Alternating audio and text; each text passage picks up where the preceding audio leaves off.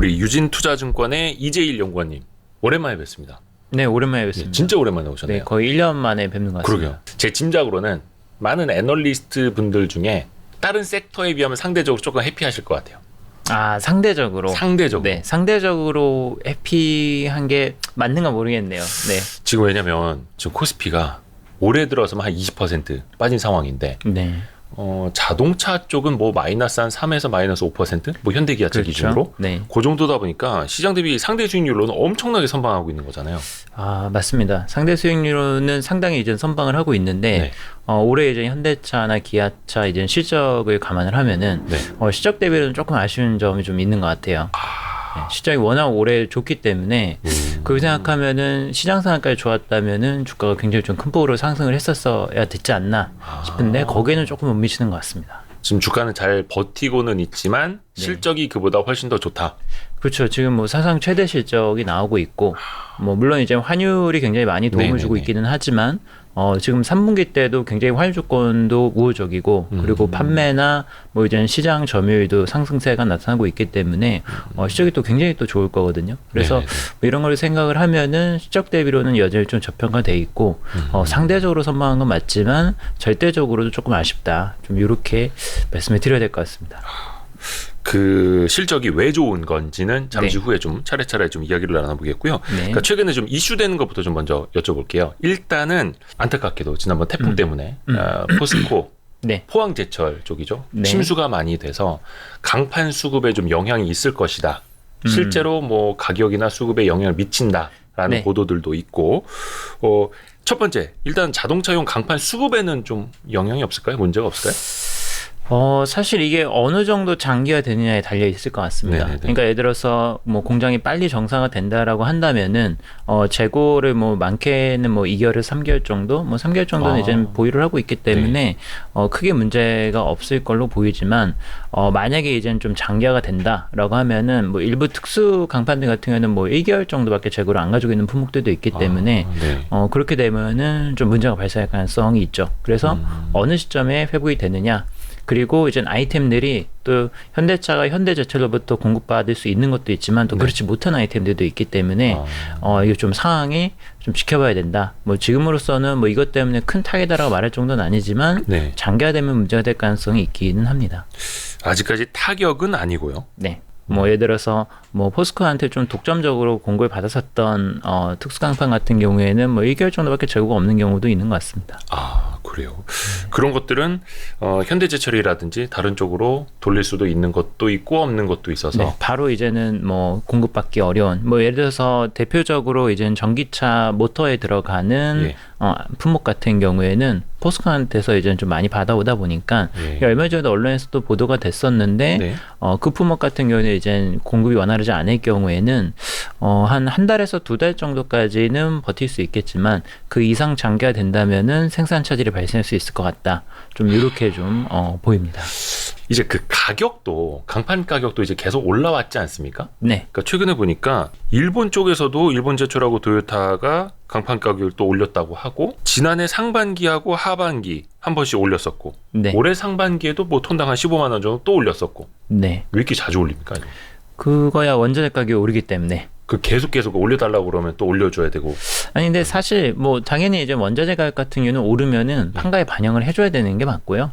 근데 오히려 이제 자동차용 강판 같은 경우에는 대규모로 장기 계약을 체결을 하기 때문에 이런 스팟 가격이 올라가는 것에 비해서는 조금 더 더디게 올라간다라고 좀 볼 수 있을 것 같아요. 그러니까 뭐 스팟 가격 같은 경우에는 실질적으로 수요 공급에 이렇게 좀 움직이는 거에 따라서 즉각적으로 가격이 좀 급격하게 오르기도 하지만 이런 기업들 간의 대규모로 장기 계약을 체결하는 경우에는 조금 더 천천히 반영이 되고 완만하게 반영이 되는 좀 특징이 있습니다. 그래서 어떻게 보면은 이런 것들이 계속 좀 딜레이가 되면서 반영이 되고 있기 때문에 좀 상당 기간 이런 효과들이 나타날 가능성이 있는 거죠. 이게 올해 상반기에 톤당 15만 원 인상이 됐는데 이게 보도들을 보면은 한 3분기 내로 추가 협상을 이제 뭐 타결해야 한다. 할 예정이다. 이렇게들 나오더라고요. 그렇죠. 근데 지금 원자재 가격이 올해 2분기 때 좀 피크를 찍었고요. 3분기 들어오면서 좀 완화가 되고 있는 추세이기 때문에 현재 흐름을 보게 되면은 하반기 때 한 번 더 인상을 하게 되면은 뭐 내년이 되면은 오히려 뭐 단가를 조금 낮춘다든지 뭐 아니면 더 이상 뭐 인상을 안 해준다든지 뭐 이런 식으로 좀 안정화될 것 같습니다. 포스코의 그런 이제 침수 때문에 그런 얘기가 생기더라고요. 포스코플레이션이란 말이 있다고. 그러니까 포스코발 네. 뭐 이제 열연이라든지 냉연이라든지 강판 가격도 오르고 또 스테인리스 가격도 최근에 많이 오른다고 해서 한 종류별로 한 5% 안팎씩은 최근에 올랐다고 하더라고요. 한 주 사이에. 여기에 그러면은 가격도 안심할 수는 없는. 근데 그분은 저는 뭐 정확히는 모르겠어요. 왜냐하면은 이게 사실은 이런 원자재 가격 상승이라는 거는 저희도 한국이 굉장히 좀 큰 플레이어기는 하지만 어떻게 보면 글로벌 시장에서의 어떤 그런 원자재 가격 상승 동력 뭐 이런 것들이 훨씬 더 중요하게 영향을 미치고요. 저희도 보면은 이런 강평 가격 같은 경우에도 좀 일본 가격에도 저희가 이제 좀 지켜볼 수밖에 없는 게 약간 그런 경쟁 구도에 따라서도 가격 협상에서의 어떤 우위가 좀 점쳐지는 부분도 분명히 있거든요. 왜냐하면 일본이나 다른 경제 메이커들이 올려주면은 또 현대차도 이제 좀 따라서 올려주고 만약 경제 메이커가 좀 이제 안 올려주고 버틴다. 그러면은 현대차 입장에서도 우리만 올려주게 되면은 경쟁에서 이제 또 힘든 부분이 있기 때문에 그러면 아무래도 좀 가격 저항이 더 심해질 수밖에 없겠죠. 그래서 뭐 이런 좀 복잡한 다이나믹스가 있기 때문에 단순히 이제는 무조건 이제 가격이 오른다라고 이제 좀 단정짓기는 어려울 것 같고요. 근데 다만 이제 최근 들어서 이제 인플레이션 추이가 굉장히 강했었던 것은 사실이고 그리고 그런 것들이 조금 덜 반영해준 부분이 분명히 있기 때문에 뭐 하반기에도 좀 분명히 올려줄 것 같기는 하다. 다만 이젠 좀 피크아웃하는 것들이 조금 뚜렷하게 나타나고 있기 때문에 지금은 오히려 생각해야 되는 부분들은 이런 굉장히 높은 수준을 유지했었던 이런 원가 부분단이 조금씩 완화가 되는 게 이제 하반기부터의 어떤 흐름이 아닌가 이렇게 보고 있습니다. 그럼 여기도 원자재 가격들 이제 많이 올려줬었는데 이게 나중에 떨어지게 되면 다시 좀 마진이 더 좋아지고 이런 또 기대도 있는 건가요? 이게 업체들마다 조금씩 달라요. 예를 들어서 저 같은 경우에는 이제 부품사들을 많이 보기 때문에 부품사들이 말씀하신 이런 원자재들을 이용을 해가지고 부품을 만들어서 현대기아차에 납품을 하죠. 납품을 하게 되는데 이 과정에서 현대기아차가 어떤 사급을 해가지고 대량으로 매입을 해서 그걸 부품사들한테 공급을 해주는 아이템이 있고요. 뭐 이런 경우에는 당연히 이제 그 원가 부분에 즉각적으로 반영이 안 되겠죠. 왜냐하면은 현대차 그룹에서 사서 공급을 해주기 때문에 이미 판가에는 뭐 이제 영향이 없는 것이고, 근데 개별적으로 그 매입을 해가지고 납품을 하는 경우도 있어요. 그래서 개별적으로 매입을 하는 부품사들 실적이 올해 상반기 때 굉장히 안 좋았습니다. 왜냐하면은 원자재 가격 인상분을 고스란히 떠안았기 때문에. 근데 역으로 올해 하반기 들어서는 그런 업체들이 실적이 조금씩 회복될 조짐이 보이는 게 원자재 가격이 피크아웃하기 때문에 또 그렇습니다. 그래서 그런 측면에서 좀 볼 필요가 있을 것 같습니다. 완성차 업체 입장으로 한번 볼게요.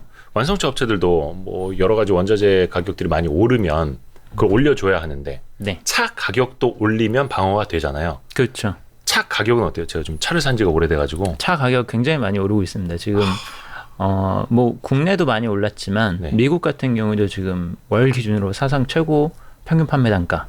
신차 가격. 신차 가격. 그게 이게 신모델이 아니고.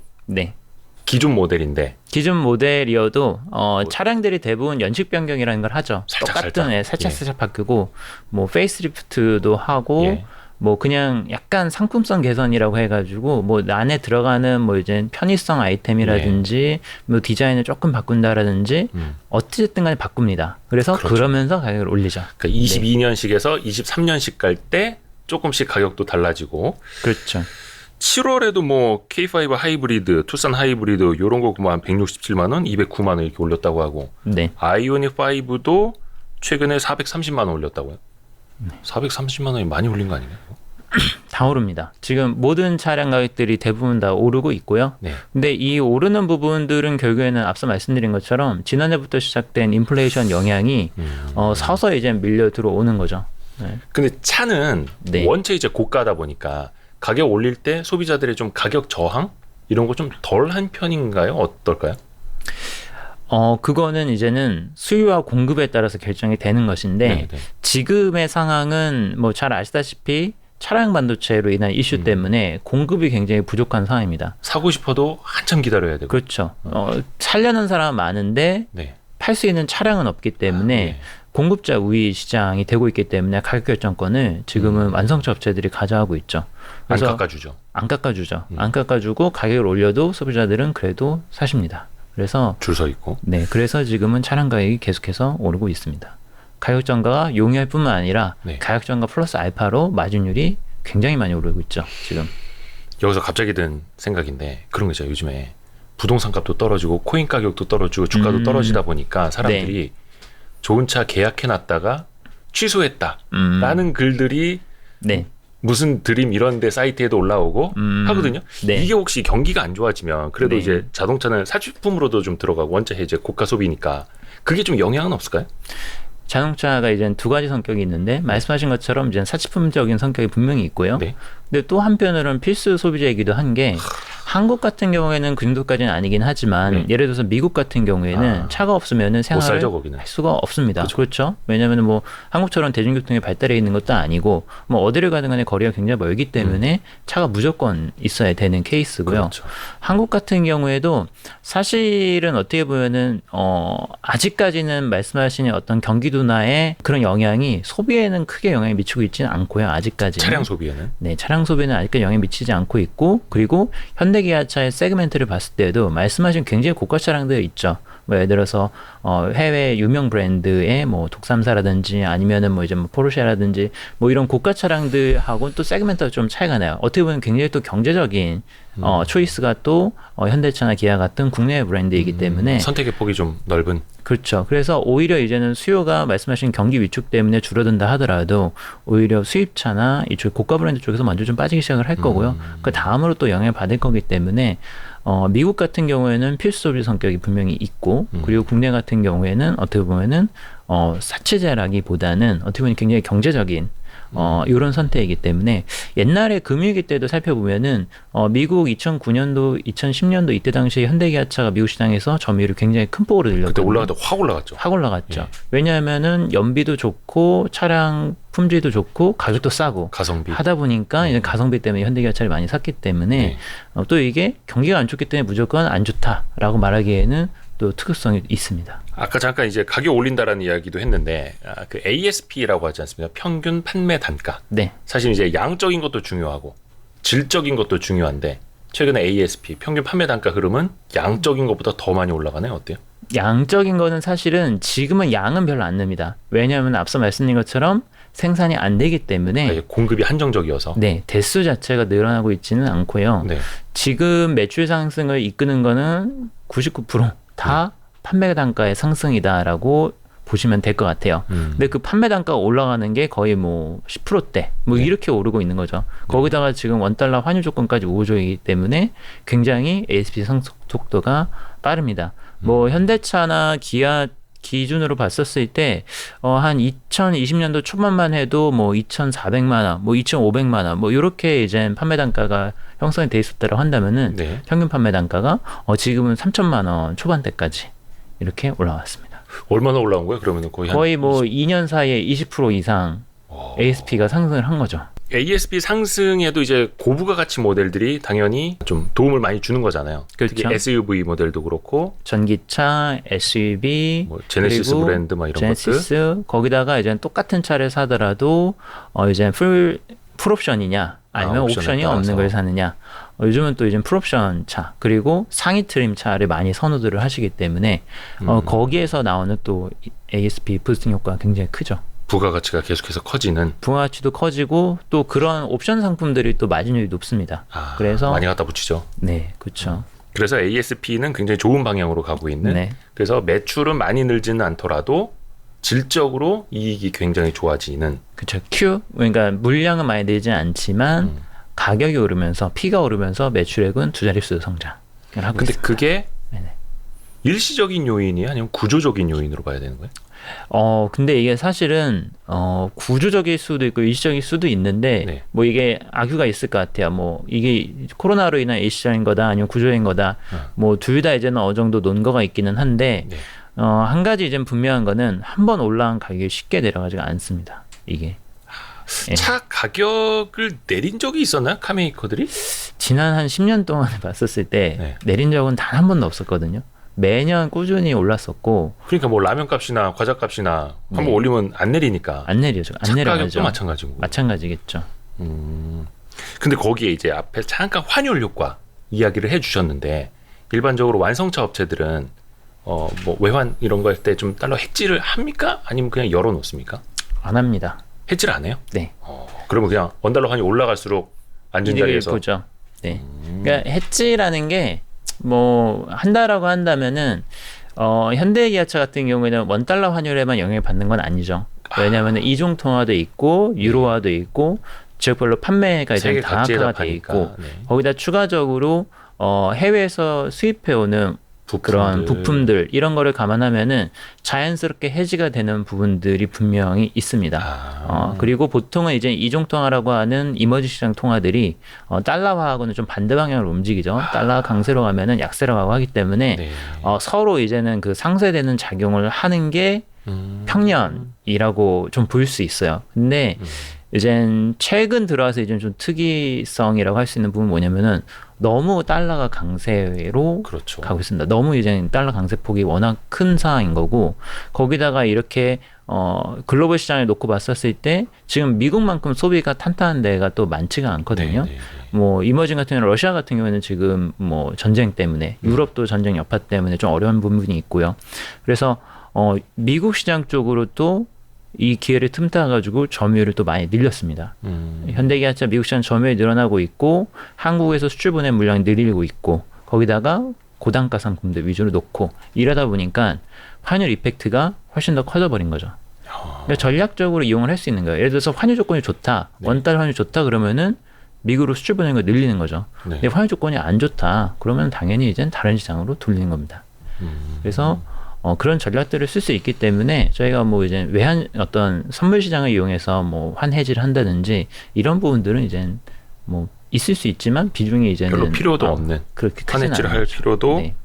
없는 그 판매량 뭐 이제 대표적으로 현대차 8월 지역별 그 도매 판매 실적 제가 화면을 좀 띄워놨는데요. 8월 전년 동기 대비 비교입니다. 미국에서 엄청 늘었네요. 네, 맞습니다. 이거는 판매량이니까 뭐 환율이나 이런 거는 여기에 가미가 안 돼 있는 거고. 그렇죠. 그렇죠. 이거는 판매 대수죠. 대수죠. 74,900대.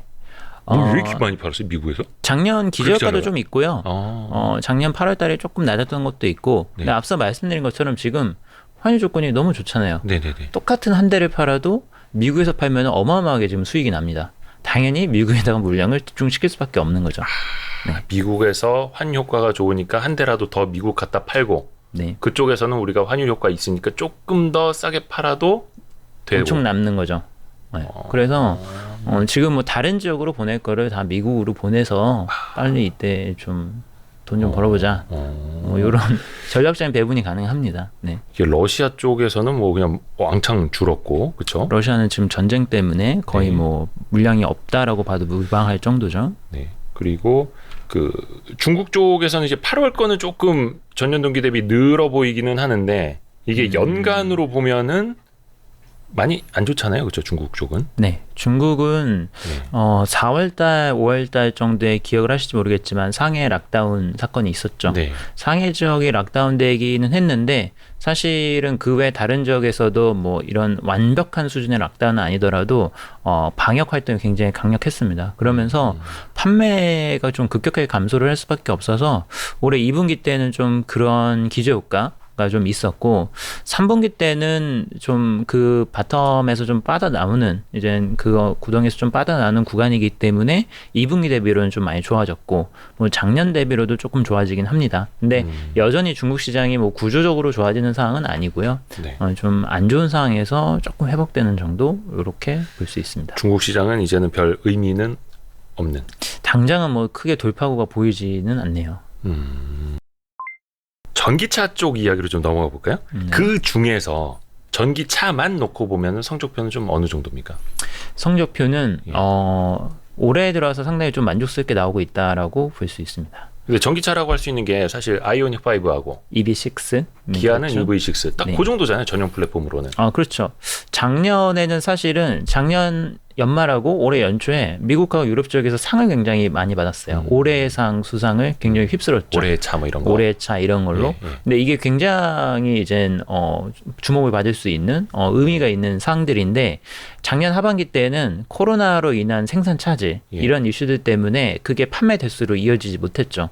그래서 차는 좋다라고 많이 칭찬을 했는데 막상 성적표를 까보면은 판매 대수로 이어지지가 않으니까 이게 정말로 잘 팔리는 거 맞아? 약간 좀 이런 의구심이 있었는데 네. 올해 들어와서는 이제 미국 시장으로도 본격적으로 수출을 시작을 했고요. 네. 뭐 글로벌 판매를 시작을 하면서 굉장히 좀 상품성이 인정을 받고 있구나. 라는 게 좀 입증이 많이 됐습니다. 그렇죠. 특히 미국 시장에서 현대기아차 합산 기준으로 10% 정도 시장 점유율을 넘어서면서 전기차만이 아니면 전기차만 놓고 봤을 때 10%를 넘어서면서 테슬라에 이어서 2위 메이커가 됐거든요. 그래서 뭐 이제 정확하게는 이제 올해 1분기 기준이었었는데 테슬라, 기아, 포드, 현대 이렇게 해서 현대기아 합산으로도 종합 2위고 기아 단독으로도 2위를 했었고요. 네. 올해 상반기 기준으로 가게 되면 포드가 좀 많이 치고 올라가긴 했어요. 네. 하지만 여전히 합산 기준으로는 또 2위 메이커고 하다 보니까 외신에서도 이젠 포드나 현대차 그룹이 테슬라의 점유율을 이제는 점점 뺏어가는 거 아니냐. 시장에서 점점 더 많은 경쟁력 있는 EV들이 나오면서 테슬라의 독주 체제가 깨지는 거 아니냐라는 또 기사들이 나오기도 했습니다. 그래서 뭐 아직까지는 뭐 테슬라에 비견할 만한 모델이다라고 하는 건 조금 과대평가라고 할 수 있지만 네. 현재 경쟁력 있는 모델들이 나오고 있다. 그리고 그 중에서도 굉장히 선두 그룹을 유지하고 있는 게 또 현대차의 EGMP 기반의 신차들이기 때문에 굉장히 또 높게 평가를 받고 있다라고 생각이 드네요. 근데 이제 전기차 전용 플랫폼으로 전기차들을 만드는 메이커들이 이제 한둘이 아니잖아요. 거의 다 그렇게 하고 있고 폭스바겐 뭐 ID4도 된다 안 된다 했는데 이제는 이제 시장에 나와서 시장 평가를 받고 있고 근데 그 중에서 아이오닉 5랑 EV6가 테슬라 다음으로 잘 팔리는 이유는 뭐라고 보세요? 뭐 가성비예요? 아니면은 진짜 뭐 폭스바겐이라든지 뭐 다른 메이커들보다 전기차를 더 잘 만든다고 해야 되나? 아니면 선호한다고 해야 되나? 잘 만든다라고 보는 게 맞을 것 같습니다. 왜냐하면은 일단 현대기아차의 이게 첫 번째 전기차가 아니죠. 첫 번째 전기차가 아니죠. 왜냐하면은 이 기존의 코나 EV라든지 아니면 니로 EV라든지 뭐 그 이전에 뭐 소울 EV라든지 뭐 여러 가지 이제 파생 모델들이 기반으로 해가지고 전기차를 오랫동안 생산했었던 경험이 있습니다. 네. 사실 폭스바겐이 굉장히 이제는 뭐 자동차 시장에서 평판이 높은 회사이긴 하지만 디젤 게이트 사건 이전까지만 해도 전기차나 이제 친환경차 쪽으로 별다른 투자를 안 했었던 회사고요. 굉장히 늦게 시작을 했고 뒤늦게 이제 대대적으로 투자를 해서 이제 MEB라고 하는 플랫폼을 가지고선 시장에 진입을 한 것이죠. 근데 어떤 차량의 완성도라고 할 수 있는 건 결국에는 그만큼 많이 생산을 해보고 그리고 설계를 완성도를 높여서 소비자들이 원하는 스펙 그리고 어떤 것들에서 좀 보완해야 되는지 이런 것들을 아는 게 중요한데 많이 만들어본 경험 측면에서는 현대기아차 분명히 좀 우위가 있었고 그리고 그런 경험을 토대로 해서 EGMP라는 걸 만들었고요. 그리고 여러 가지 이제 기술적으로도 좀 앞서 나갈 수 있는 부분이 대표적으로 이제 800V 고전 시스템을 얘기를 합니다. 이게 800V 고전 시스템을 하게 되면은 사실 이게 전압을 높인다라고 하는 게 어떻게 보면은 안에 들어가는 모든 전장 부품들을 다 바꿔야 되는 거거든요. 저희가 뭐 110V, 220V 쓸 때 뭐 똑같은 그 회로를 가지고 쓸 수 없는 것처럼 고전압을 하게 되면은 그만큼 전압이 세지면서 손실되는 전류의 양도 줄어들게 되고 에너지 효율성도 좋아지고 여러 가지 장점이 생기지만 안에 들어가는 그 모든 부품들을 또 다시 설계를 해야 되는 또 이런 문제점이 있습니다. 근데 그 과정을 거쳐 가지고 이제 EGMP 기반의 신차가 나온 거거든요. 그래서 뭐 충전 속도라든지 에너지 효율성이라든지 이런 측면에서 경쟁 모델 대비 우월하기 때문에 또 시장에서 높게 평가를 받은 거죠. 이번에 아이오닉 6도 얼마 전에 공개가 됐었는데 저희가 전비라고 하는 1kW당 얼마를 갈 수 있느냐 여기에서 이제는 가장 전비 성능이 뛰어난 모델로 또 평가를 받을 정도로 그런 측면에서 좀 기술적인 차별성이 있다라고 볼 수 있습니다. 그러니까 전기차의 기본인 좀 뭐라 해야 되나 그 전비 그러니까 한번 완충을 했을 때 갈 수 있는 거리 그리고 충전 속도, 에너지 효율성 뭐 그리고 안에 배터리 안에 있는 전력을 가지고선 다른 이제 전자 제품들을 사용을 할 수 있는 그 역으로 이제 에너지원을 꺼내서 쓸 수 있는 그런 기능들. 뭐 예를 들어서 뭐 캠핑 갔을 때 그쵸. 여기 있는 코드다 차에다가 코드 꽂아갖고 뭐 이렇게 쓰고. 예. 네, 그런 거죠. 제가 네. 기술 이름이 갑자기 생각이 안 나는데 네, 네. 그런 것도 이제는 굉장히 또 시장에서 반응이 좋았습니다. 좋네요. 그러니까 뭐 편의 시설이라든지 뭐 고급화 이런 것도 이제 같이 되고 있고. 그러면은 전기차 많이 팔수록 그러면 마진도 훨씬 더 좋아지는 거죠. 지금은 그렇진 않고요. 안 그래요? 네, 아직까지는 이제는 전기차가 워낙 이제 코스트가 좀 많이 들어가는 모델이기 때문에 아주 이제는 뭐 수익성이 높은 모델은 아직은 아닙니다. 근데 아직은 아닌데 아시다시피 이젠 미래 시장은 결국에는 전기차를 중심으로 해서 다시 시장이 재편이 될 거고요. 지금 시장에 선전하고 소비자들로부터 높은 평가를 받는 메이커가 나중에도 시장에 선도적인 입지를 가져갈 가능성이 높기 때문에 네. 어떻게 보면 전기차는 좀 미래를 본 장기적인 경쟁력을 보여줄 수 있는 척도라고 좀 볼 수 있고요. 아직까지는 이제는 당장은 돈을 버는 거는 내연기관차 모델에서 나온다라고 좀 봐야 될 것 같습니다. 전기차가 이렇게 마진이 많이 남지는 않네요. 뭐 배터리 가격도 계속 올라가고 배터리 가격, 있고. 코스트도 만만치 않죠. 그리고 지금 이제는 보조금을 받고 있어서 사실은 소비자분들이 사시는데 네. 원가 절감을 또 많이 해야 됩니다, 앞으로. 그렇죠. 원체 또 이제 고가여서 그런 것도 있고. 근데 이제 전기차 이야기가 나오면 이게 빠질 수가 없습니다. 그 IRA라고 하는 미국의 인플레이션 감축 법안. 네. 근데 여기에서 미국 땅에서 마지막까지 조립된 차에만 보조금을 주겠다. 네. 이러면서 지금 우리나라 차들이 큰일 나지 않습니까? 말 그대로. 아, 그렇죠. 그리고 미국의 전용 공장을 만든다고는 했지만 그거는 시간이 25년 완공이든가요? 그렇죠? 그쪽에서 생산까지 되려면 네. 시간이 좀 많이 남았고. 여기 지금 현대기아차는 어떻게 대응하고 있나요?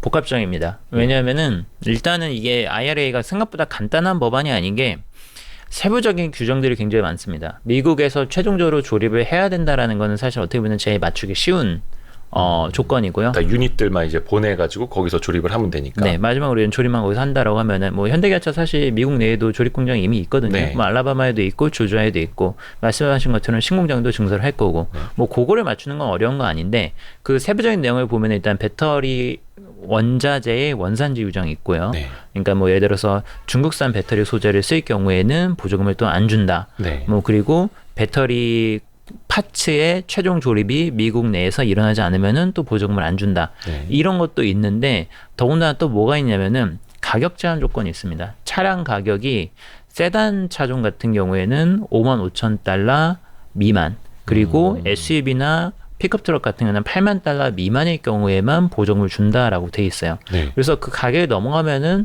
보조금을 못 받는데 사실 지금 전기차들이 일반 내연기관차 대비해서 한 20에서 30% 정도 더 고가거든요. 네. 근데 5만 달러면은 사실은 뭐 지금 6천만 원, 6,500만 원인데 전기차들 중에서는 이 가격 레인지를 벗어나는 게 굉장히 많습니다. 특히나 뭐 이제 고급차 브랜드들은 당연히 뭐 넘고요. 5만 달러 미만으로 차를 만들 수 없고요. 그리고 이제 매스 브랜드들 중에서도 그 선을 또 넘는 차들이 또 많아요. 네. 그래서 가격 조건 굉장히 까다롭고 그리고 또 소득 조건이 있습니다. 소득 조건이 뭐냐면은 구매자의 연간 소득이 단독 가구의 경우는 15만 달러. 네. 그리고 부부 이제는 부부 합산. 맞벌이일 경우에는 부부 합산 30만 달러. 뭐 이제는 외벌이일 경우는 22만 5천 달러. 이하의 경우에만 보조금을 받을 수 있다라고 하는데 이게 네. 문제가 뭐냐면은 그것도 세단은 지금 5만 전기차를 5천 사시는 분들, 예. 지금 전기차를 사시는 얼리 어답터 분들의 소득 수준이 상당히 또 의외로 높죠? 높습니다. 예. 예, 높기 때문에 이 15만 달러 이상이 되는 고객분들이 상당히 많아요. 그래서 어차피 보조금을 못 받는 사람들. 네, 그래서 지금 이게 굉장히 미국 내에서 좀 논란이 되고 있는 게 뭐냐면은 이거 못 되고 하고 나니까 도대체 받을 수 있는 사람이 누구냐? 사실 테슬라 고객들 아시겠지만 테슬라 고가 차량이거든요. 굉장히 그렇죠. 모델 Y가 뭐 말이 매스 모델이지 뭐 국내에서 뭐 상위 트를 가면 9천만 원 이렇게 받는 차인데 예. 절대 싸지가 않거든요. 그럼요. 그래서 소득 조건도 안 돼. 그리고 가격도 엄청 비싸. 이러다 보니까 도대체 누가 이거를 보조금을 받을 수 있는 거지? 라고 하면은 이제는 GM, 포드, 스텔란티스 같은 과거에 이제 디트로이트 3사들 이런 애들이나 관심을 좀 받을 수 있는 이런 구도가 돼서 오히려 사실은 미국에서 생산하게 되면 코스트가 많이 올라가거든요. 네. 미국 내에서 생산하면 당연히 좀 코스트가 많이 올라갈 수밖에 없고 그리고 원달러 환율에 따른 수혜도 못 보죠. 지금 한국에서 생산해서 미국으로 보내면은 달러 조건, 환율도 굉장히 조건이 좋겠다. 네. 거기에서 버는 돈만 해도 어마어마한데 네. 그거 기껏해야 7,500달러 받으려고 갔는데 막상 소비자들 받지도 못해. 이러면은 이게 정말 이익이 맞냐라는 게 일단 한 가지가 있어요. 그래서 이게 인플레이션 리덕션 액트라고 한 게 맞는 게 결국엔 인플레이션을 억제를 하려고 하면은 가격을 눌러야 되죠. 네. 그래서 가격 캡을 씌워가지고 가격을 누르고 그리고 시장에 푸는 보조금을 줄여가지고 또 거기에 투입되는 자본을 또 줄이는 뭐 이런 효과가 있기 때문에 생각 외로 굉장히 좀 복잡하고 이게 미국에다 현지 생산을 즉각적으로 한다 해서 바로 이익을 볼 수 있냐라고 하면은 또 그렇지도 않은 이런 딜레마가 있습니다. 아, 진짜 딜레마네요. 네. 그래서 이게 생각보다 복잡하다라는 거. 근데 이제 한 가지 다양스러운 점은 뭐냐면은 네. 결국에는 이제 매스 브랜드들이 수혜를 보는 거거든요. 그러니까 네. 단가가 낮아야 돼요. 이게 수혜를 보려면은. 그러니까 승용차 세단 기준으로 55,000달러 이하 차량. 그렇죠. 네. 그 정도로 낮게 가격이 형성이 돼 있어야 되고 네. 일반 대중들이 살 수 있는 차를 만들 경우에는 돈을 주겠다라는 거예요. 네, 네. 그러니까 뭐 소득수는 높지 않은 사람들 살 수 있는 모두를 위한 전기차를 만들어라는 법안이기 때문에 네. 이게 사실은 현대차나 기아 같은 매스 브랜드 메이커들한테 상당히 또 우호적인 유리한 측면이 또 있습니다. 근데 이제 당장은 네. EV6나 아이오닉 5에 보조금을 이제 받을 수 있었는데 못 받게 됐죠. 이제 앞으로 못 받게 되니까 네. 그래서 지금 이제 발등에 불이잖아요. 그렇죠. 그래서 뭐 이렇게 부품 위주로 이제 가져가서 뭐 조지아라든지 엘라바마에서 그쪽에서 뭐 조립을 해서 어떻게 판매를 하겠다, 뭐 생산 라인 일부를 좀 개조를 하겠다 네. 이러고 있는데 네. 그게 어느 정도 좀 발등에 불을 끌 수 있는 정도가 되는 건가요? 발등에 불이 맞긴 맞는데 네. 그걸로는 조금 미흡할 수 있어요. 네. 미흡할 수 있는데 현재 경쟁 구도상 내년도로 갔었을 때 미국 내에서 그 보조금을 지급받을 수 있는 대수 차량 자체가 극도로 적어집니다. 지금도 이 법안이 통과가 되면서 현재 미국에서 시판되고 있는 전기차 차종의 약 70% 정도가 보조금에서 탈락을 하게 되고요. 내년도가 되면 한 90% 정도가 탈락이 되게 된다고 합니다. 그러니까 뭐 그 연소득 뭐 이런 거 기준 때문에 뭐 가격 조건, 연소득 조건, 뭐 배터리 원산지 조건 다 하다 보면은 못 빼고 하다 보면은 90%가 이제 탈락을 하게 되는 이제 네. 사태가 되는 거죠. 왜냐하면은 올해도 이제 GM이나 뭐 이제 포드에서 차량을 많이 내긴 했어요. 뭐 예를 들어서 뭐 허머 EV라든지 네. 그건 엄청 비쌀 테고요. 당연히 엄청 비싸죠. 네네네. 뭐 리릭 같은 것도 나왔죠. 이거는 뭐 캐딜락 기반으로 나온 건데 이것도 또 엄청 비싸죠. 네네. 그러니까 생각보다 가격 조건이 굉장히 엄청난 장벽이 됩니다. 왜냐하면 지금 원자재 코스트 이렇게 올랐잖아요. 네. 다들 단가 높게 받아도 지금 수익성이 나냐마나인데 가격이 낮추려고 하니까. 근데 원자재 가격은 천정부지로 오르고 있고. 그러니까 이제 거기서 보조금을 받기 위해서 그렇다고 적자를 보면서 팔 수는 없는 거고. 네. 그리고 국내에서도 딜레마네. 잘 알려진 뭐 루시드 같은 모터 예. 자동차에서도 그것도 고급차고. 엄청 고급차죠. 예. 뭐 다 비쌉니다. 싼 차가 없어요. 사실 전기차가 네네. 보조금 받고 뭐하고 해서 좀 싸다 이렇게 저희가 얘기를 하는 거지 그냥 액면 그대로의 가격이 싼 차가 사실은 별로 없습니다. 없죠. 네. 그래서 어찌됐든 간에 현대기아차는 일단은 그런 식으로 대응은 하고 있는데 네. 본질은 2025년 가서 전용 네. 공장이 완공이 되더라도 네. 안심할 수는 없는 거고. 완공이 되면은 현대기아차는 일단은 뭐 현지에서 다 생산체를 갖추면은 네. 된다. 근데 지금 당장 이 시점에 특히나 환조건이 이렇게 좋은데 네. 원달러 환조건이 이렇게 좋은데 보조금을 안 받아도 한국에서 수출하는 게 이득이다 지금은 라는 게 일단은 생각이에요. 아예 보조금을 안 받고 안 받더라도 한국에서 실어 날라서 나도 지금은 이득입니다. 그게 환율이 좋으니까. 워낙 하늘이 좋아서. 근데 그것도 뭐 미국 사람들이 구매를 이제 저울질할 때 네. 보조금이 되는 거 안 되는 거 이렇게 해서 비교 우위와 열위를 결정을 할 텐데 네. 그러기에는 비교 상대방이 되는 차량도 어차피 못 받는다. 보조금에서 탈락이 되고 네. 또 자기네 소득 수준이 높아서 못 받을 수도 있는 거고. 그렇죠. 그러면은 이제는 애매한 거죠. 나는 15만 달러 정도 연소득이 나오고 있는 네. 좀 부유한 개인이고 네. 세컨카로 전기차를 타려고 한다. 이런 사람들이 굉장히 많거든요. 네. 근데 난 어차피 보조금 원래 못 받는데 뭐 이게 보조금 받든 못 받든 상관이 없겠죠. 그 소유자 입장에서는. 너무 이제는 이렇게 죄어나가지고 까다롭게 해놨습니다. 그러면 이 그 미국의 인플레이션 감축법 때문에 현대기아차 난리 났다. 이거는 약간 너무 좀 과민 반응이었던 과민 걸까요? 반응이었던 것 같고요. 근데 다만 이제는 이게 현대기아차 입장에서는 과민 반응인데 네. 이제는 한국이라는 어떤 국가적인 차원에서 봤을 때에는 한국을 전기차 생산 기지로 만들어야 되잖아요. 저희는 국가적인 그렇죠, 전략적인 차원에서 뭐 그렇죠. 다, 일자리를 창출해야 되고 뭐 이제 GDP도 올려야 되고 하다 보니까 근데 이거를 미국으로 갖고 와라라는 거니까 이런 압박이 계속이 되면은 솔직히 말해서 한국에서 파는 게 이득이라 하더라도 미국 정부 차에서 이걸 계속 압박을 하면 그걸 무시할 수는 없거든요. 그렇죠. 어떻게든 나가긴 나가야 됩니다. 그래서 이게 좀 국가적인 차원에서는 확실하게 좀 대응을 해줘야 되는 이슈인 거고요. 다만 이젠 현대기아차라고 하는 기업 입장에서는 꼭 한국에 얽매이는 게 아니라 글로벌 생산을 할 수도 있고 그리고 한국에서 생산되는 거를 다른 지역으로 선적을 할 수도 있고 돌릴 수도 있고 뭐 이런 옵션들이 있기 때문에 아주 심각한 타격은 아닌 걸로 현재는 보입니다. 선택 옵션이 충분히 있다. 있는 셈이죠. 근데 어찌됐든 우리는 또 이제 국익을 챙겨야 되니까 그 안에서 막 호들갑 떨고 그쵸. 난리 났다. 미국한테 막 뒤통수 맞았다. 막 이러고 있으면 사실은 조금은 가만히 있는 것보단 낫죠. 그렇죠. 가만히 있어서 저희는 가만히 어떻게든 우리 국가 입장에서는 어떻게든 유리한 조건을 얻어내려고 최선을 다해야 될 겁니다. 아이고 참 이게 되게 복잡하구나. 또 한 번의 좀 모멘텀이라든지 아니면 현대기아차의 뭐 매출이나 이익을 더 이제 덧붙여줄 수 있는 뭐 신차라든지 네. 약간 신차 모멘텀 이런 것도 좀 있지 않습니까? 신차 모멘텀 있죠. 예. 일단 현대차 같은 경우에는 아이오닉 6 이게 언제 나오죠? 7월 달에 공개를 했고 이제는 국내에 서서히 이제는 인도가 되기 시작을 합니다. 이제 그래요? 네. 아이오닉 6 이제는 국내에는 이젠 출시가 이제 인도가 될 거고요. 내년도부터 본격적으로 글로벌 시장에 출시가 됩니다. 내년부터. 그래서 아이오닉 6가 있고요. 그리고 11월 달부터 이제 그랜저 신형 풀모델 체인지 모델이 또 나오고요. 네. 그리고 그랜저 신형이 11월에 판매 시작이요? 뭐 사전 예약 시작? 뭐 이렇게 사전 예약 시작이라고 봐야 될 것 같아요. 이게 뭐 근데 딜리버리 타임이 뭐 리드 타임이 길진 않을 것 같거든요. 11월 달에 공개를 하면 뭐 연말부터는 이제는 뭐 딜리버리가 이어지지 않을까? 근데 요즘은 워낙 이게 생산이 계획대로 잘 안 돼가지고 생산 차원에서 계속 좀 딜레이가 좀 많이 되기는 해요. 근데 통상적으로는 이제 11월 초에 이제 공개해서 사전 예약하면은 뭐 올해 연말 내지는 내년 연초 이 정도에 인도가 됩니다. 그랜저는 워낙 또 이제 상징성 있는 차량이어가지고 많은 분들이 이제 기대를 많이 하시더라고요. 그렇죠.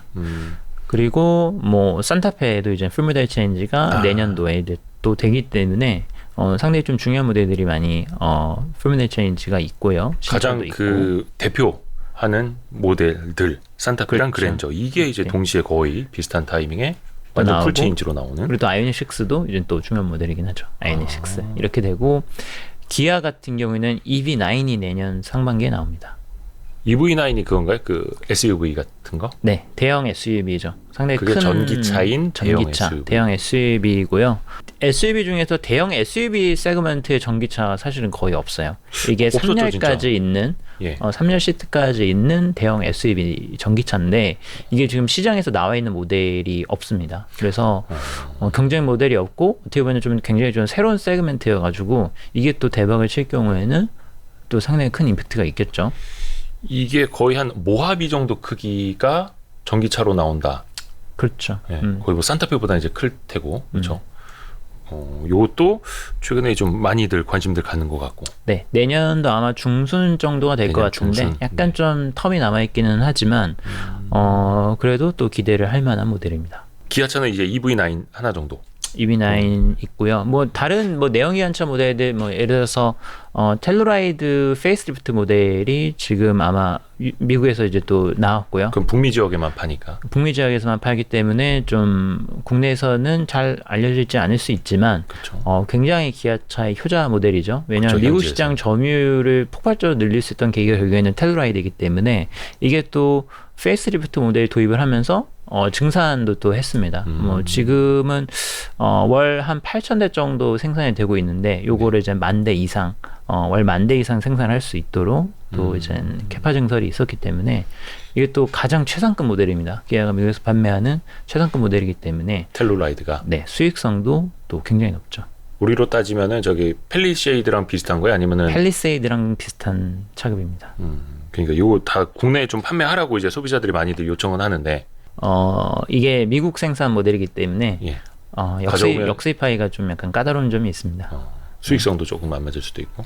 수익성 이슈도 있을 것 같아요. 지금 같은 경우는 워낙 비싸니까. 근데 뭐 이제 노조와의 뭐 협약 이슈도 좀 있고요. 그리고 이게 미국 현지화 모델로 또 만들어진 거 가지고 굉장히 또 미국 스타일로 또 만들어졌습니다. 그래서 또 그런 장점이 있죠. 딱 특정 시장을 공략하기 위해서 거기에 맞춘 이제 또 스타일도 만들다 보니까. 그거는 어때요? 그 기아차는 특히 그 PV라고 하나요? 그 목적 PBV, 네, PBV, 목적형 차량. 네. 그러니까 어떻게 보면 어떤 사업자가 주문형으로 우리 이런 거 만들어줘 하면은 우리가 그런 차량을 만들어서 주겠다. 네. 요거 이제 계획을 밝힌지는 꽤 됐었는데 네. PBV가 요게 좀 나오기는 하나요? 언제쯤 볼 수 있을까요? PBV가 사실은 어떻게 보면은 가장 대표적인 게 택시죠. PBV가 소나타. 네, 그러니까 왜냐하면 이게 목적 적합형이라는 게 그게 뭐냐면은 네. 그 니즈가 뭐냐에 따라서 거기에 커스터마이즈를 해가지고 차량을 생산해서 대규모로 공급을 해준다는 게 거기 때문에 네. 뭐 넓은 의미로 보면 택시도 거기에 포함이 되는 거고요. 근데 이제 약간 이제 최근에 관심을 끌고 있는 건 뭐냐면은 많은 이제 운송 업체들이나 아니면 유통 업체들이 물류 라인 자체를 탈탄소화를 해야 되기 때문에 친환경 밴, 전기 밴이라든지 전기 물류 운송 시스템 이런 것들을 갖추고 싶어 하기 때문에 대규모로 또 이제 오더를 냅니다.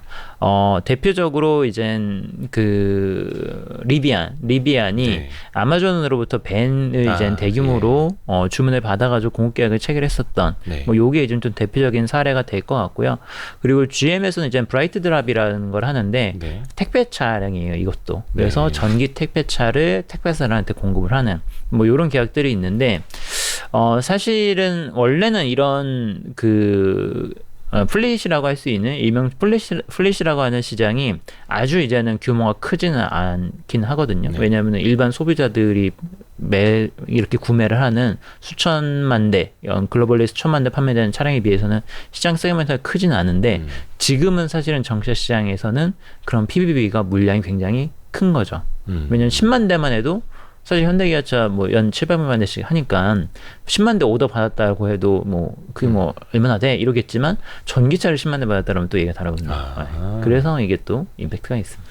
기아차 같은 경우는 그때 쿠팡이었나요? 어디랑 또 뭐 업무 협약했다고 뭐 이런 이야기는 있었는데. 그렇죠. 이제 그런 케이스들이 굉장히 대표적인 케이스고 각국 정부들이 적극적으로 밀고 있는 것 중에 하나입니다. 왜냐하면 이런 상용차들이 또 디젤 엔진을 또 많이 쓰니까 환경적으로도 전기로 다 바꿔라. 근데 이게 거죠. 수익이 많이 될지는 예를 들어서 현대차는 대표적으로 이제 제네시스 브랜드가 있는데 기아차는 이제 그게 없고 뭐 북미 지역에서 조금 값 좀 나가는 SUV라든지 이런 거 많이 팔릴 때 마진이 더 좋아지는 구조이긴 한데 PBV 같은 걸 만든다고 하면은 과연 이게 회사의 마진에 도움이 될 거냐 안 될 거냐 약간 이런 논란도 좀 있잖아요.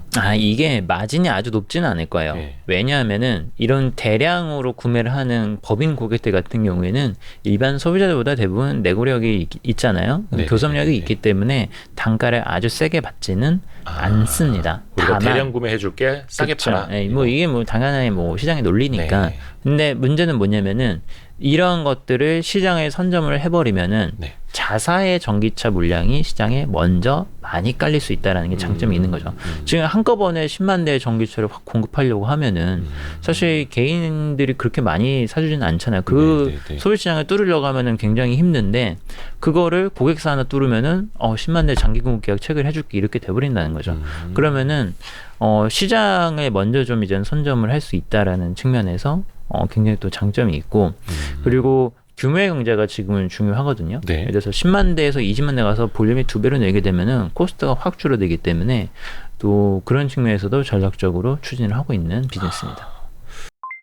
아까 전에 전기차가 마진이 잘 안 나온다고 했잖아요. 네. 근데 이제 장기적으로 다 전기차로 가잖아요. 그럼 완성차 업체들 현대기아차 주가가 전기차 마진율에 대해서 좀 말씀을 드리면은 네. 사실 전기차 마진율은 지금은 조금 낮아요. 근데 그럴 수밖에 없는 게 결국에는 제조업이라는 거는 규모의 경제가 일단 있어야 되고요. 네. 그리고 이런 생산 설비를 생산하는 과정에서의 노하우가 쌓이면서 코스트를 절감할 수 있는 그런 테크닉들이 이제는 점점 더 누적이 되면서 생산 효율성이 높아지는 이런 과정을 좀 거칠 필요가 있습니다. 근데 지금 전기차 같은 경우에는 굉장히 새로운 시도들을 많이 하고 있어요. 그렇죠. 어떤 기술적으로 완성된 제품 하나를 가지고서 이제 계속 대량 생산을 한다라기보다는 계속해서 새로운 시도를 하고 그리고 새로운 설계, 새로운 디자인을 넣고 있기 때문에 코스트가 굉장히 많이 들어가는 단계입니다. 근데 이게 어느 정도 대량 생산 체계로 들어가게 되면은 이런 새로운 시도를 하면서 들어갔었던 코스트 비용도 좀 다운이 될 거고요. 그리고 규모 경제에 따른 볼륨 효과에 따른 코스트 다운, 그리고 생산 경험이 누적되면 누적될수록 거기에서 오는 또 비용 절감 효과, 저희가 학습 곡선이라고 하는 네. 거기에 따른 또 코스트 다운 효과가 있어요. 그래서 이런 것들이 누적이 되면서 효율성이 높아지는 거고요. 그래서 과거에는 적자를 봤었습니다. 전기차를 팔면 팔수록 적자였었어요. 초반에. 근데 그런 것들이 지금은 한 BEP에서 한 5% 이하 정도 약간 낮은 수익률 정도로 요 정도까지 지금 올라와 있는 상황이고요.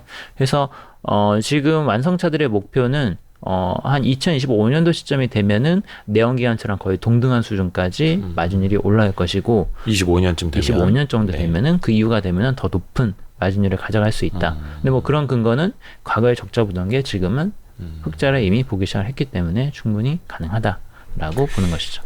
하나 더 떼서 좀 여쭤보자면 많은 분들이 이제 테슬라랑 비교하면서 이야기를 하는 게 테슬라는 굉장히 뭐 공장 자동화라든지 원가 절감이라든지 이런 측면에서 굉장히 먼저 앞서 나가고 있다. 네. 전기차나 배터리를 디자인할 때부터 사람 손을 타지 않는 쪽으로 계속해서 막 개선을 하고 준비하다 보니까 네. 그래서 원가 경쟁력에서 크게 좀 차이가 날 수밖에 없다. 테슬라도 또 막 이익률이 엄청 좋아지고 있잖아요. 근데 그런 측면에서 봤을 때는 어떻습니까? 한국의 좀 완성차 업체들이랑 테슬라랑 좀 비교를 차이가 해보자면. 있죠. 네. 테슬라가 훨씬 잘하고 있는 게 사실이 맞습니다. 네네. 맞는데 저희들이 많이 벤치마킹을 하고 있죠. 다른 이제 후발주자들은 테슬라가 이젠 닦아놓은 어떤 그 전기차 산업의 표준이라고 할 수 있는 부분들을 예. 많이 좀 벤치마킹을 하고 있어요. 그래서 전기차의 어떤 설계나 뭐 이런 부분도 전기차 제조 설비 이런 것들도 사실은 다들 처음 하는 거잖아요. 네. 혁신 공정들을 도입을 하려고 하는데 어떤 게 최선이 될 것인가에 대해서는 다들 많이 이제 시행착오를 겪어야 될 거고 앞으로 네. 그리고 굉장히 많이 고민을 하고 있는 부분입니다. 테슬라가 지금 베를린이나 아니면 지금 텍사스, 뭐 이번에 상해에 지은 공장 같은 경우에도 기존의 내연기관차들보다 훨씬 더 효율성이 높은 이렇게 좀 지어져 있는 부분들인데 앞으로 지어지는 신형 전기차 공장들 같은 경우에는 이런 공정 자동화에도 굉장히 많이 올라갈 거고요. 그리고 이런 공정들도 많이 벤치마킹해서 효율성을 높이는 방향으로 가게 될 것 같습니다. 근데 또 이제 테슬라가 못 갖고 있는 또 강점들을 네. 완성차들이 가지고 있는 게 기존에 오랜 세월 동안 차량을 생산했던 어떤 제조 노하우랑 그리고 밸류체인들하고의 협력 관계 네. 뭐 이런 것들이 또 강점을 가지고 있어서 또 잘 흡수를 하면은 금세 또 따라잡을 수 있는 뭐 이런 상황이 아닌가 생각이 됩니다. 부품사들 전반적인 지금 상황부터 좀 한번 알려주시고 앞부분에는 조금 원재료 부담 때문에 상반기 실적이 좋지 않았던 회사들이 좀 많았던 걸로 이야기 좀 했는데 네. 하반기 들어서는 네. 좀 어떻습니까? 원재료랑 운송비 예. 얘가 이제 상반기 때 실적 악화의 가장 큰 원인이었고요. 네. 뭐 이게 원재료 같은 경우에는 앞서 말씀하신 뭐 강판이라든지 이런 메탈 가격 같은 경우에는 판가에 잘 전가가 되는 경우가 많은데 네. 좀 잘 전가가 안 되는 일부 좀 계약건을 가지고 있는 업체도 있고 네. 뭐 예를 들어서 현대기아차는 또 공급을 안 받는다든지 네. 자체적으로 그거를 이제 뭐 올라가면은 뭐 손해 보고 네. 내려가면 이득 보고 네. 뭐 이런 식으로 구조를 가지고 있는 경우도 있고요. 그리고 반도체 같은 경우에도 작년부터 이제 좀 병목 현상을 겪었는데 네. 실제로 가격도 좀 많이 올랐습니다. 근데 원래는 반도체가 사실은 그렇게 크리티컬한 아이템이 아니다 보니까 요거는 이제는 자동적으로 이제 단가가 조절돼 있게 계약이 맺어지지 않거든요. 그래서 개별 협상을 또 해야 되는 품목들이 있습니다. 이렇게 네. 좀 기존하고 좀 예상치 못했었던 인상분은 또 부품사들도 떠안고 그리고 운송비도 마찬가지죠. 운송비도 이젠 컨테이너선을 연초에 장기 계약을 맺어가지고 네. 보내는 경우도 있는데 네. 예상치 못하게 또 스팟으로 항공으로 보낸다라든지 아니면 좀 더 빠른 좀 프리미엄 선박을 이용을 해야 된다라든지 네. 뭐 이런 사태들이 또 올해 좀 있었죠. 네. 아무래도 좀 항구에서 병목 현상에 걸리다 보니까 계속 기다릴 수는 없잖아요. 야, 급하게 그렇죠. 보내줘 이러면 어쩔 수 없이 항공으로 보낼게 하고 보냅니다. 그러면 이제 비용이 왕창 깨지는 거죠. 뭐 이런 게 있었는데 지금 많이 해소가 됐습니다. 운임 많이 내려갔고 운임 많이 떨어졌죠. 네, 원자재 코스트 많이 떨어졌고 예. 그래서 이게 뭐 장기 계약분들이 있기 때문에 막 이렇게 드라마틱하게 막 떨어지는 건 아니지만 계속 우하향하는 추세가 나타나면서 상반기보다는 확실히 좀 많이 좋아질 것 같다라는 분위기가 좀 감지가 되네요. 특히 그 중에서 많이 좀 턴어라운드가 되는 부품사들은 좀 어디가 있습니까? 지금은 사실은 좀 복합적이긴 합니다. 왜냐하면 원달러 환율에 가장 이제 좀 익스포저가 큰 회사들이 예. 산물까지도 실적이 좋을 것 같기는 해요. 네. 그래서 근데 그거는 일단은 뭐 환율 효과는 조금 제쳐두고 말씀하신 대로 이제 원자재랑 그리고 운임 쪽에 포커스를 맞춘다라고 한다면은 현대모비스, 넥센타이어 뭐 이런 업체들이 상반기 때 굉장히 힘들었었죠. 운임 때문에 타이어 업체들이 근데 이건 공통사항입니다. 타이어 업체들이 작년 연말부터 선분박을 못 구해가지고 뭐 매출 손실도 발생하고 비용도 많이 늘어나고 여기서 좀 많이 고통을 겪었던 게 타이어 업계들. 그러니까 최근에 뭐 넥센타이어도 그렇고 한국타이어앤테크놀로지도 그렇고 눌려있던 주가가 팍 튀어버리는 좀 모습이 나타나더라고요. 그렇죠. 그게 이제 좀 그 기대감이 반영되고 있다고 보면 그렇죠. 되는 유가 건가요? 빠지면서 이제 고무가 원가도 빠질 거고 네. 그리고 이제는 말씀하신 운임도 네. 빠질 거고 하다 보면은 이제는 코스트는 내려가겠구나 라는 기대감이 반영이 되기 시작을 하는 거죠. 타이어 가격들도 좀 많이 올렸었잖아요. 굉장히 많이 올렸죠. 예. 네. 얘네도 다시 떨어뜨리진 않나요? 뭐 예를 들어 현대기아차에서 야 너네 올렸던 타이어 가격 좀 내려 하면은 내리나요? 잘 안 내리겠죠. 네. 서로 안 내리는구나. 잘 안 내립니다. 공산품이 이제는 한번 오르면 잘 안 내리고요. 근데 타이어는 조금 특이하긴 해요. 왜냐하면 타이어는 원재료 가격에 연동을 해가지고 거래를 하는 게 고무 가격에 연동해서 거래를 하는 관행이 조금 있기 때문에 조금 소비자랑은 다릅니다. 네, 약간 완성차 업체랑 협상을 할 때. 완성차뿐만 아니라 이제는 아리 타이어라고 하죠. 저희가 이제 교체형 타이어를 공급하는 과정에 있어서도 연동이 됩니다. 그래서 타이어는 가격이 내려갈 수도 있습니다. 특히 교체용에 있어서는. 네. 타이어도 엄청 비싸가지고. 그러니까 OE용이 새 차 살 때 끼워져 나오는 거. RE가 이제 교체용. 교체용. 혹시 부품사 중에서는 토픽이 뭐예요? 타픽. 예. 지금은 일단은 현대차 그룹주, 현대모비스, 현대위아. 위아? 네, 현대위아. 현대위아는 어떤 측면에서? 현대위아는 네.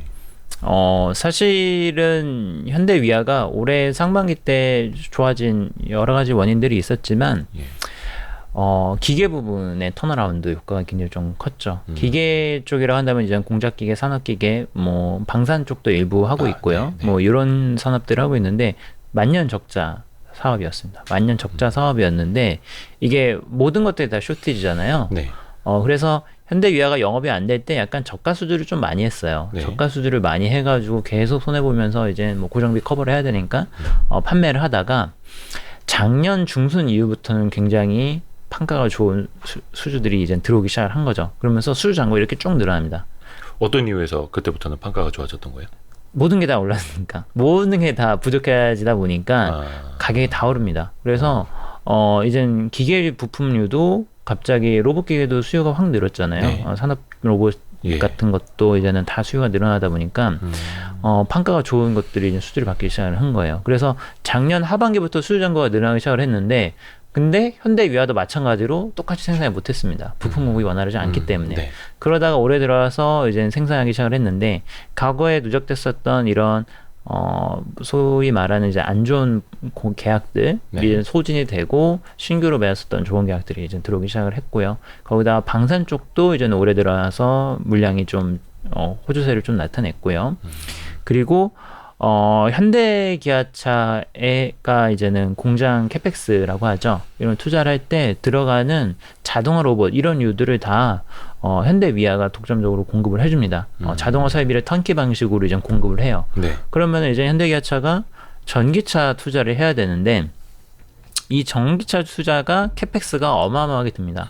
뭐 예를 들자면은 예를 들어서 폭스바겐의 예를 들자면은 과거에 내연기관차 투자만 할 때 비해서 지금 캐펙스가 1.5배 이상 늘었어요. 그러니까 투자비 자본 지출이 그만큼 늘어나는 1.5배. 거죠. 네, 그만큼 설비 투자를 많이 해야 된다라는 거죠. 그러면 이제는 현대위아처럼 그런 설비 투자를 백업하는 회사들 같은 경우는 당연히 거기 수혜를 보는 거고요.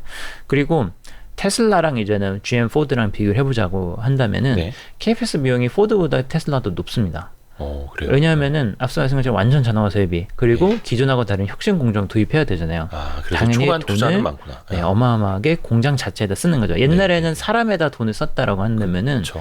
그럼 캐펙스에다 돈을 쓰는 거예요. 그러면 이젠 그거를 백업하는 게 또 위하다 보니까 기기분이 좀 구조적으로 좋아지는 국면에 간다라는 게 일단 한 가지가 있고요.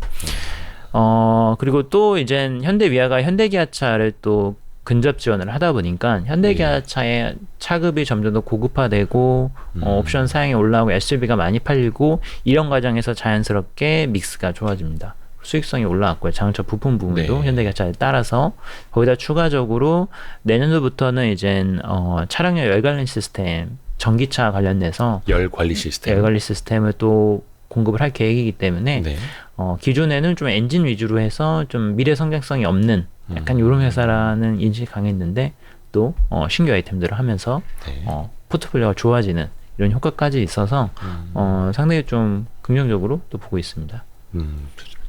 과거처럼 진짜 그 현대기아차 그 완성차를 위해서 희생만 하는 계열사 이런 프레임은 이제는 거의 없는. 그렇죠.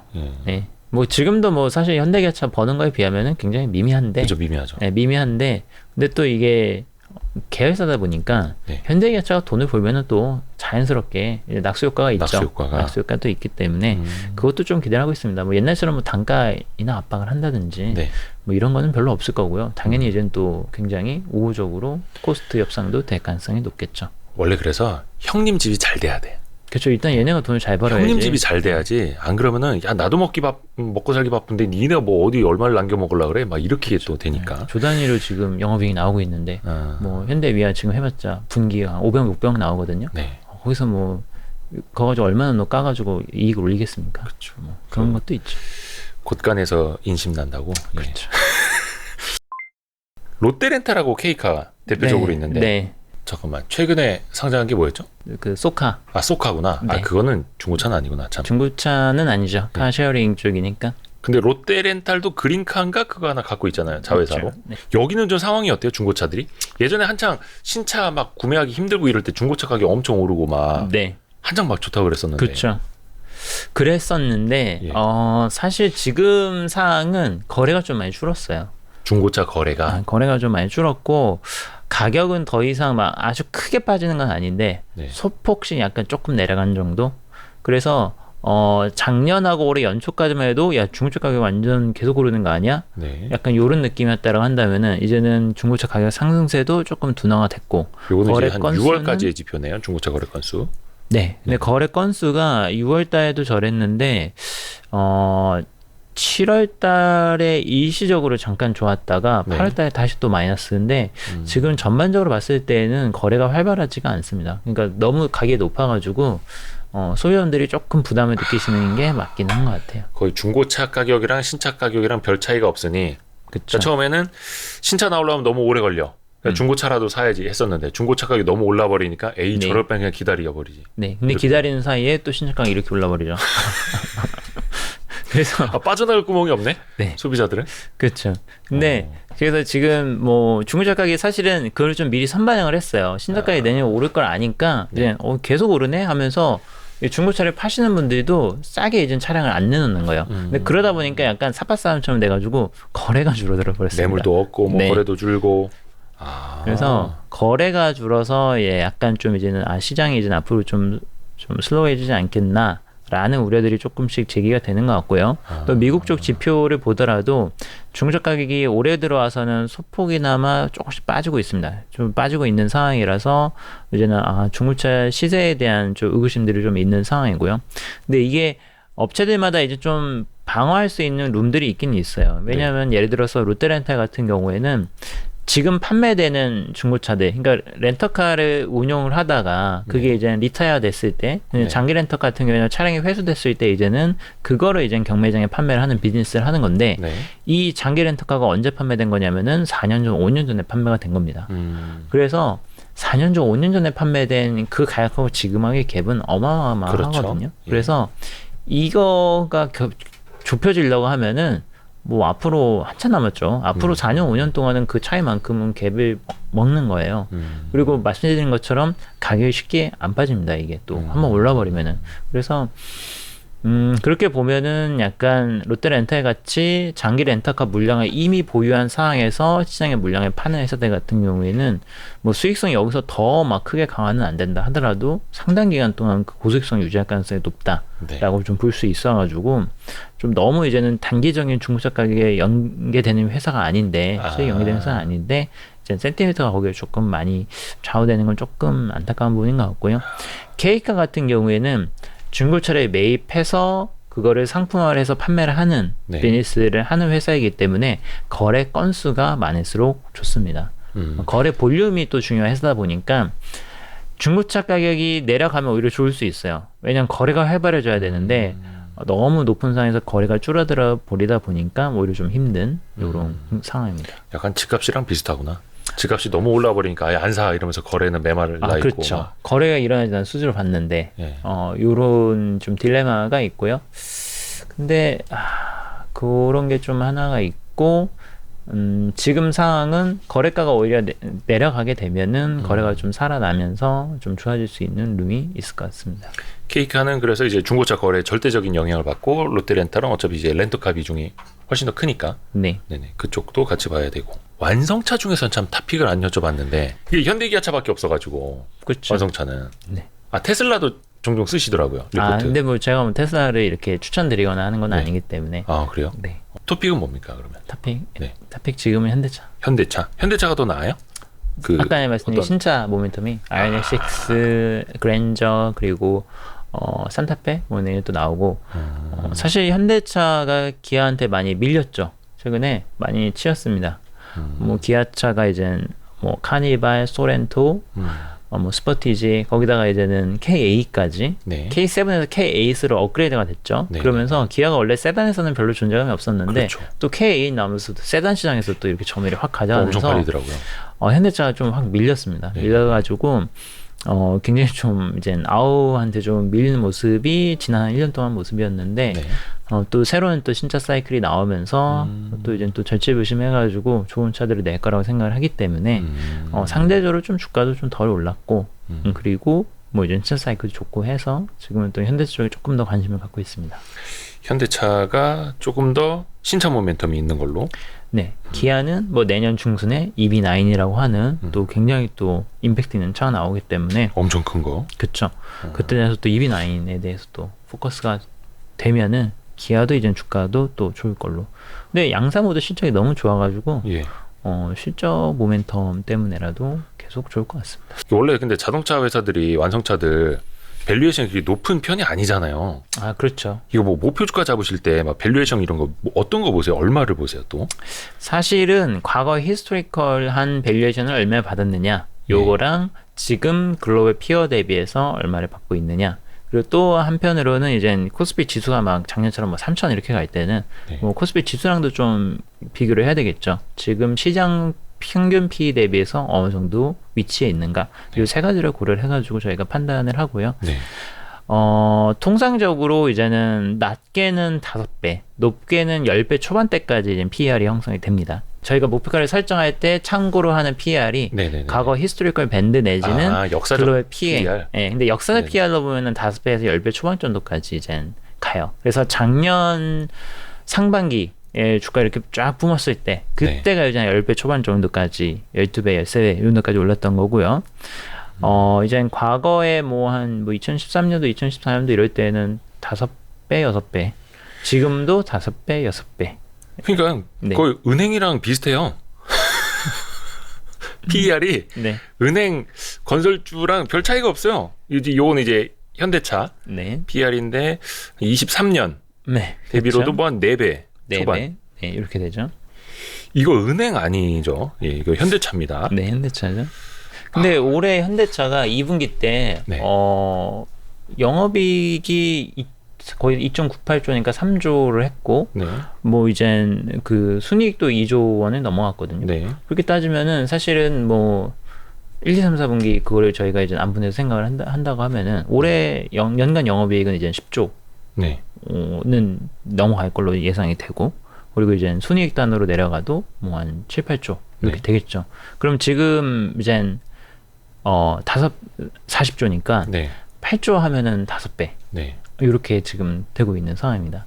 근데 이젠 그러니까 영업이익 대비 시가총액. 아니죠. 그러니까 영업이익은 10조 이상, 네. 순이익 기준으로 지배순이익 순이익 기준으로 기준으로 8조 원 이상이기 때문에 그럼 PER이 그럼 PER이 지금 40조 조금 넘으니까 5배 내지 4배 언더 이렇게 지금 되는 거라서 지금 굉장히 싼데 앞서 말씀드린 그런 피크아웃에 대한 우려가 있는 거죠. 왜냐하면 지금 실적 좋은 회사 꼽자고 하면은 굉장히 많거든요.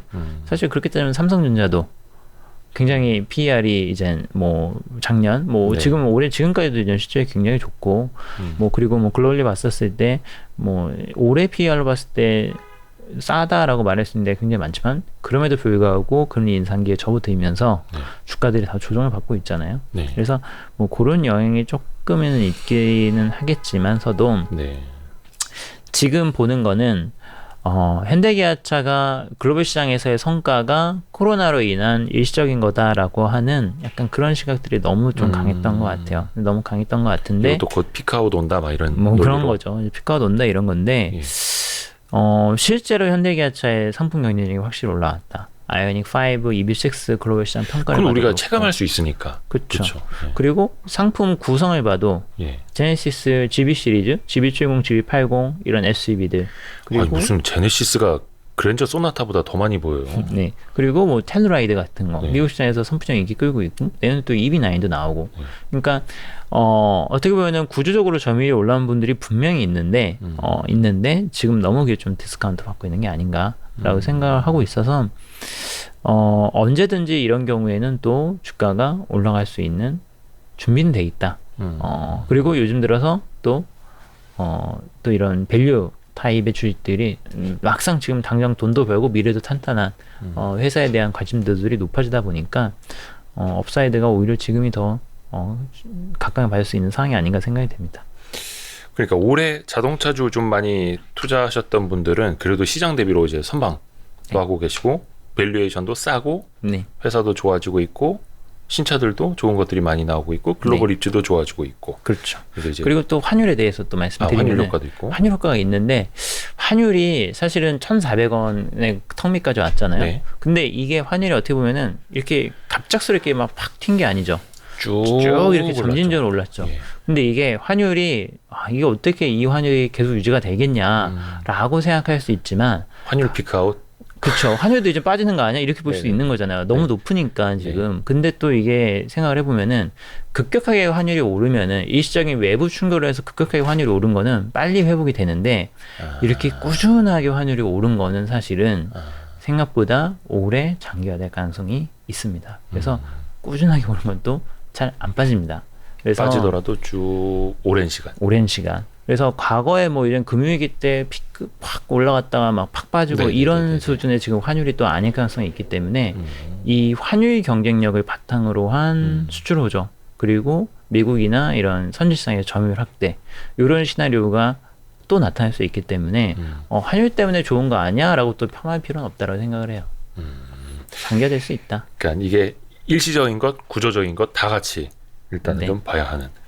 좋습니다. 오늘 유진투자증권의 이재일 연구원 이제 오랜만에 모셔가지고 또 우리가 오랜만에 또 자동차 입체적으로 좀 이야기를 들어봤습니다. 네. 오늘 긴 시간 너무 고맙습니다. 네, 감사합니다. 감사합니다. 네.